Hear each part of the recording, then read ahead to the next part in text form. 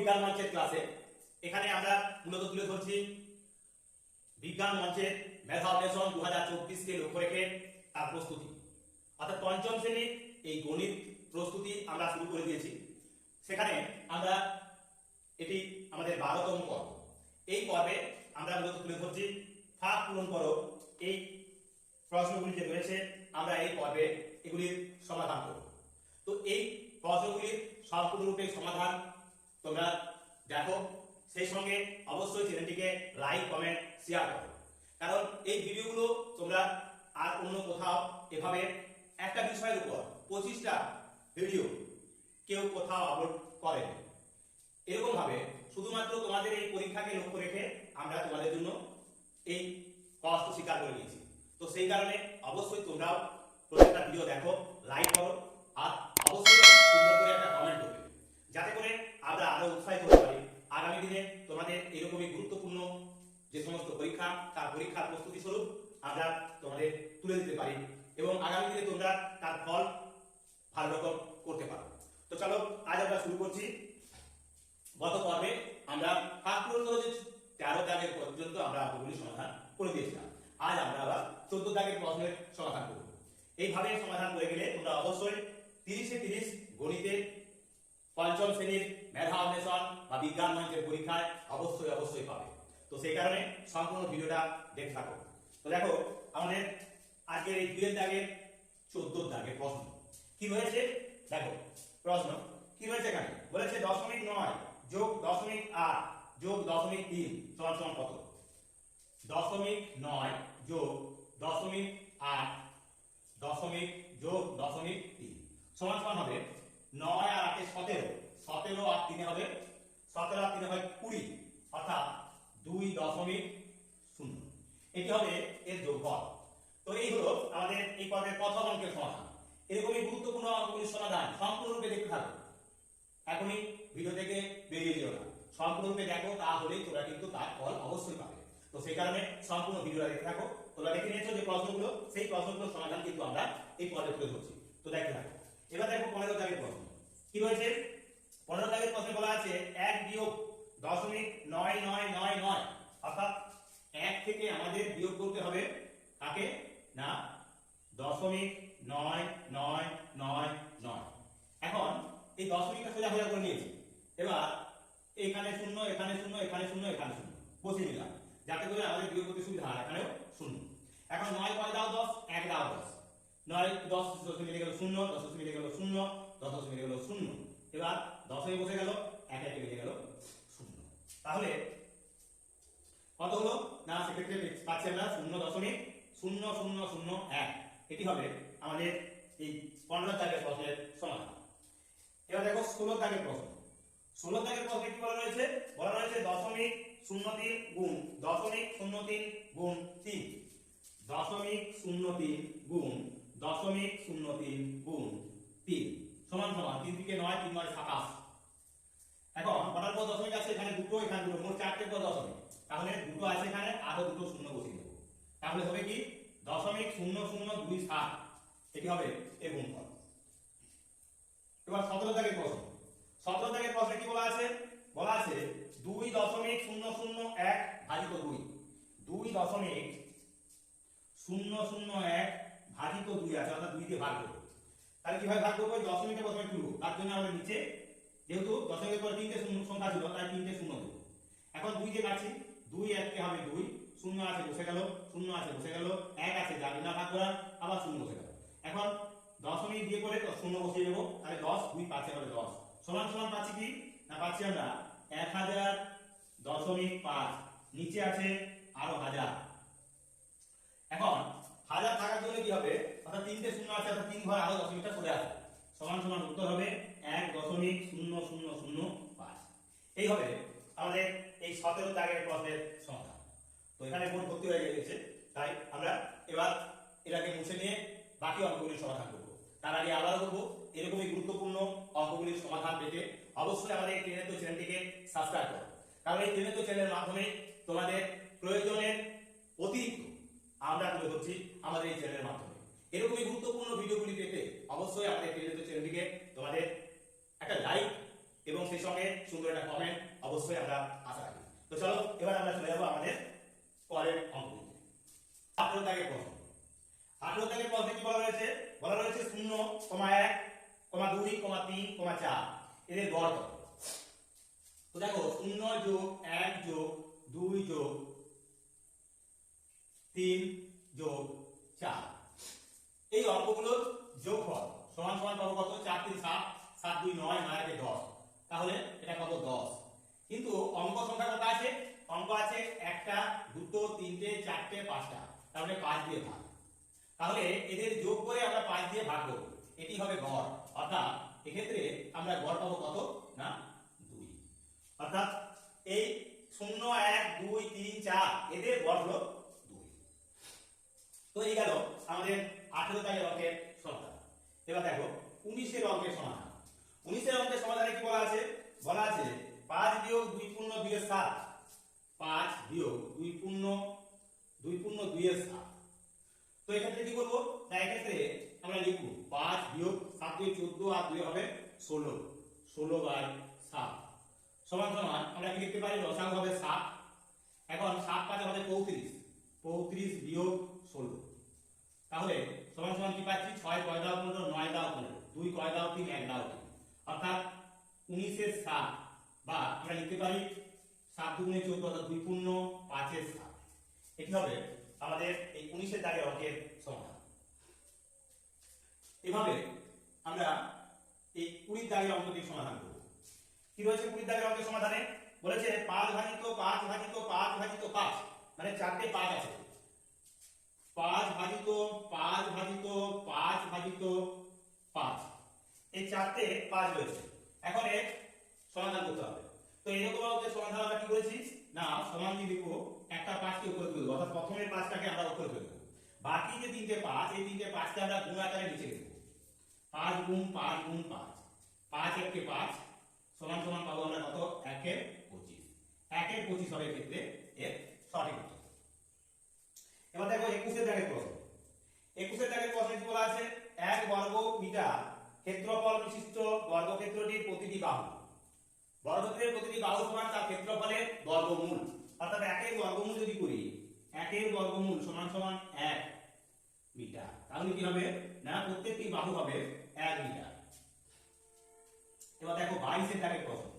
22 এর দাগের প্রশ্নে বলা আছে ক্ষেত্রফল সমান ড্যাশ বা শূন্যস্থান এই আয়তক্ষেত্রের ক্ষেত্রফল। আর এই আয়তক্ষেত্রের ক্ষেত্রফল হবে দৈর্ঘ্য গুণ প্রস্থ বর্গ একক। দৈর্ঘ্য গুণ প্রস্থ বর্গ একক, বর্গ একক। তো এই হলো আমাদের এই পর্বের আরো 5টি গুরুত্বপূর্ণ অঙ্কের সমাধান।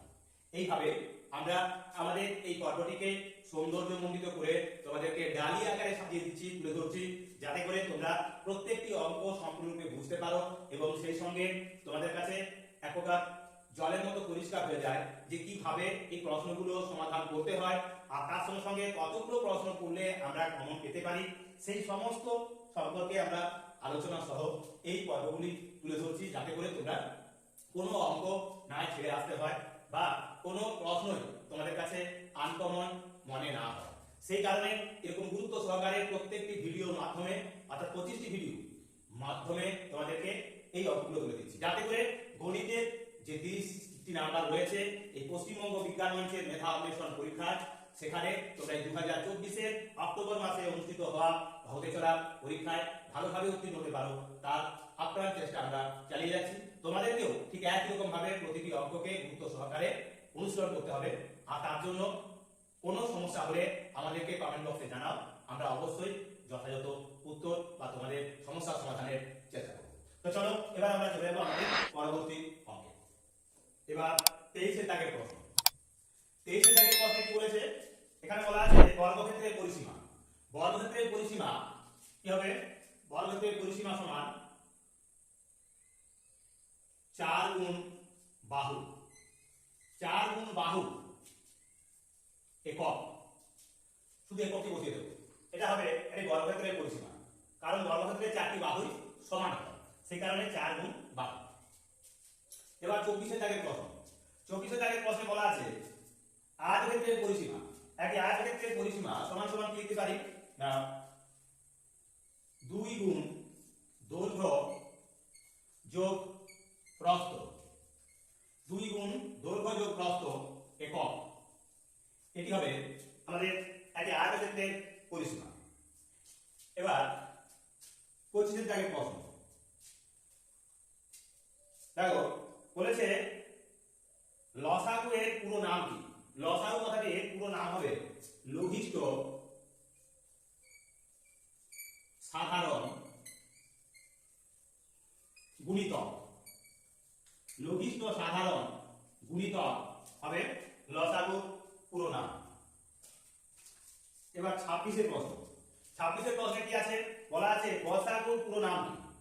ঠিক একই রকম ভাবে গসাগুর পুরো নাম হবে তাহলে গুণিতক, আর গসাগু কথাটির পুরো নাম হবে গরিষ্ঠ সাধারণ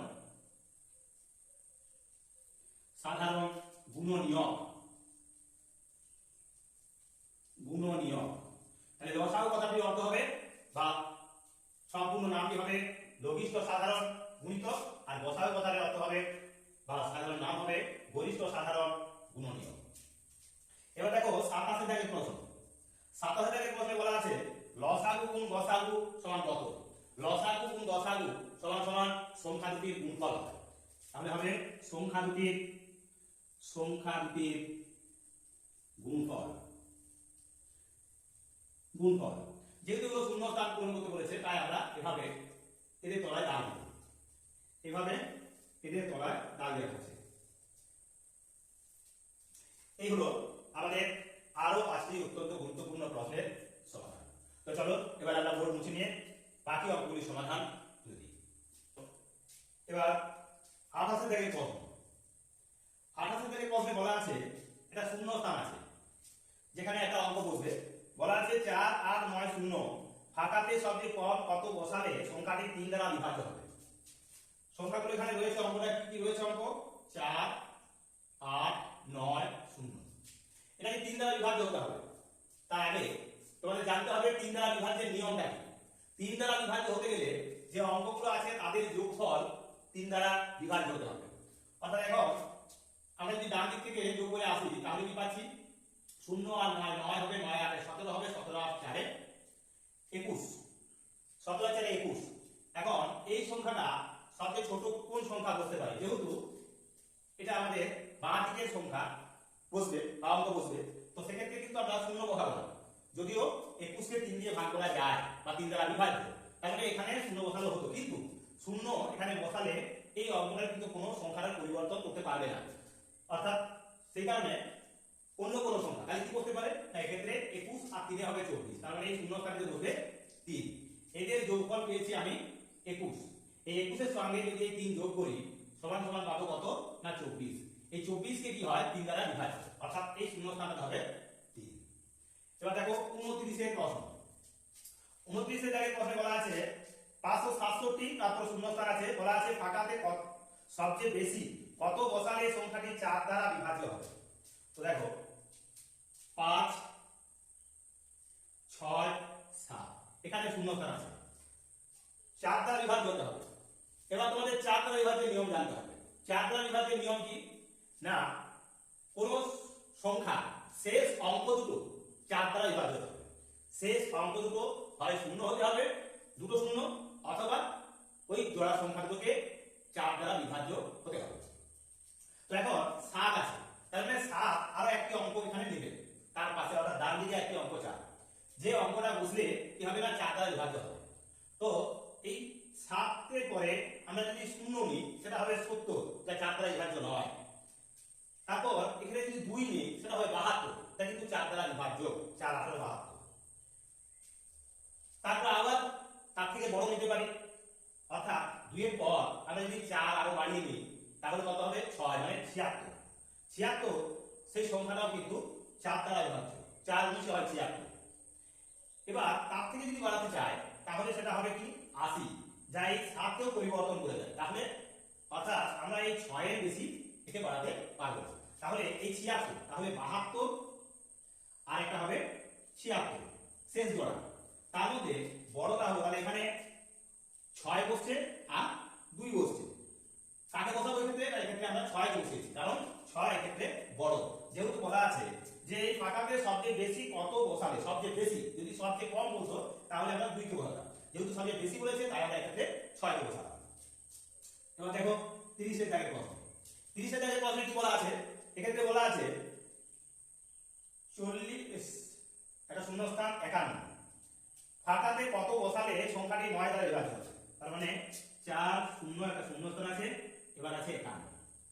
এখন এই অঙ্কগুলোর যোগফল 9 দ্বারা বিভাজ্য হতে গেলে 9 হতে হবে বা 9 এর গুণিত হতে হবে। মানে এই অঙ্কগুলোর যোগফল যে অঙ্কগুলো হবে 9 দ্বারা বিভাজ্যের নিয়ম হচ্ছে সমস্ত অঙ্কগুলির যোগফল 9 দ্বারা বিভাজ্য হবে। যোগফল 9 দ্বারা বিভাজ্য হতে হবে।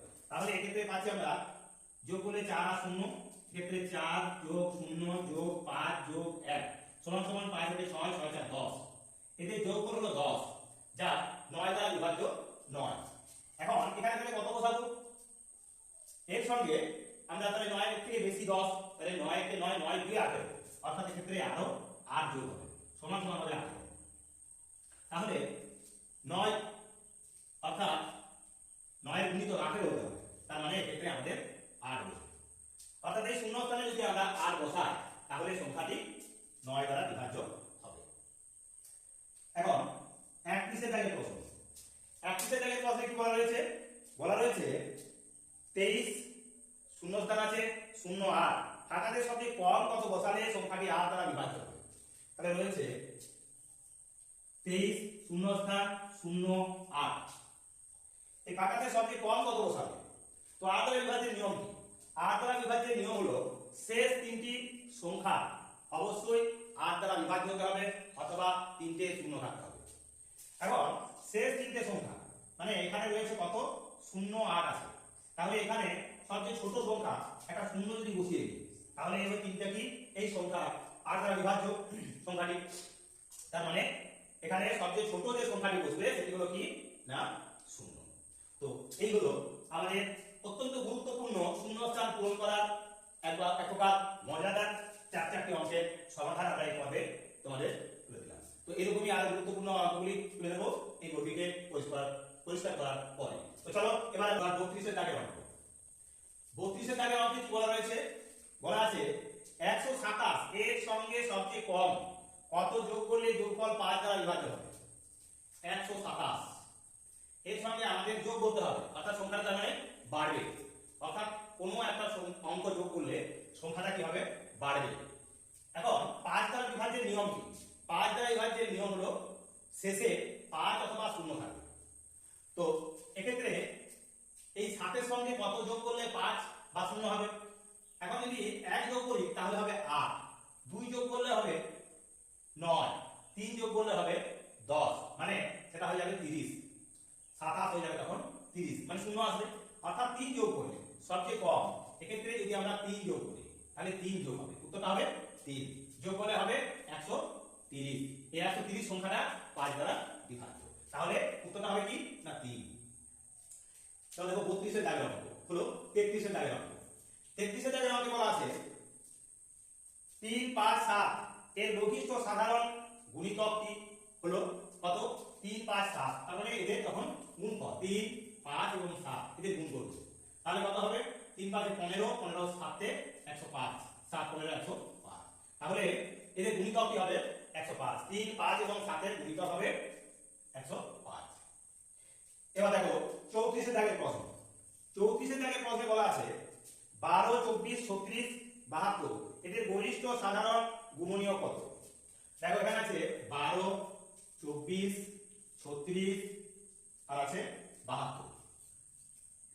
তো এই ক্ষেত্রে আমাদের সব সময় ধরতে হবে যেটা সেটা হলো কি না এই সবচেয়ে ছোট সংখ্যাটা আমরা দেখি এখানে কে না 12।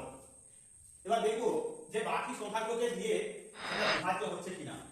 12 1 12, 12 দিয়ে হয় 24, 12 3 36, আবার 12 দিয়ে কিন্তু 72 কেও ভাগ করা যায়, 12 6 72। তার মানে 12ই হবে গসাগু বা গরিষ্ঠ সাধারণ গুণনীয়ক। তাহলে গসাগু সমান সমান হবে বা গরিষ্ঠ সাধারণ গুণনীয়ক হবে 12। এবার দেখো 34 এর দাগে হয়ে গেল, এবার 35 এর দাগে হবে। 35 এর দাগের অঙ্কে বলা আছে বেলনের তল সংখ্যা কটি। এটা বেলন এর আগে বহুবার আমি আমাদের এই ক্লাসে তুলে ধরেছি। বেলন এরও তিনটে তল থাকে, এর তিনটে তল থাকে। এটা বেলনের তিনটে তল, এই দুটো হলো সমতল, এটা হলো একটা বক্রতল। তাহলে মোট তিনটি তল, তিনটি তল। এবার 36 এর প্রশ্ন, 36 এর দাগে প্রশ্ন, এই পর্বের শেষ প্রশ্ন। কি বলা আছে 3:4 সমানুপাতিক শূন্যস্থান আছে *20। 3:4 সমানুপাতিক শূন্যস্থান আছে *20। তো আমরা জানি কি অনুপাতের ক্ষেত্রে আমরা বহুবার এই নিয়ে আলোচনা করেছি যে প্রথমটির সঙ্গে চতুর্থটি এবং দ্বিতীয়র সঙ্গে তৃতীয়টি সম্পর্ক। তো সেক্ষেত্রে এখানে তৃতীয়টা বাদ করতে হবে।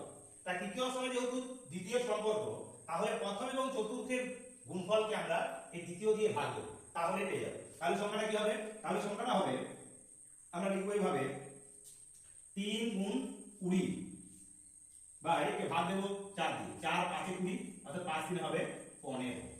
5 3 হবে 15, মানে এই শূন্যস্থানে বসবে আমাদের 15।